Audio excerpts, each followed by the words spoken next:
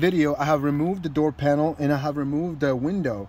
I will show you how to do that in another video. You will see it on my channel. All right, but we have removed the glass and we have removed the regulator. I mean the glass from the regulator, and I have taken all these screws out. Now we take this out and we move it to the side so it can give us enough room to get to the whole latch right there.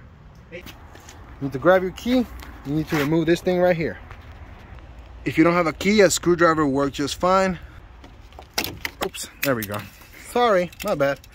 But that's gonna expose this. Now, you unlock, you take this right here. Take this off and you will see a 10mm.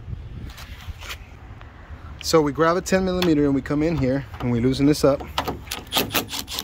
Remember, don't take it all the way. And that's gonna allow this to slide out easily, just like that. Don't lose your seals and stuff, okay?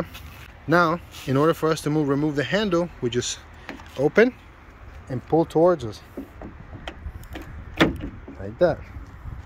It's gonna be a sensor inside, so be sure to unplug the sensor. And you will have to take this thing apart, and here it is.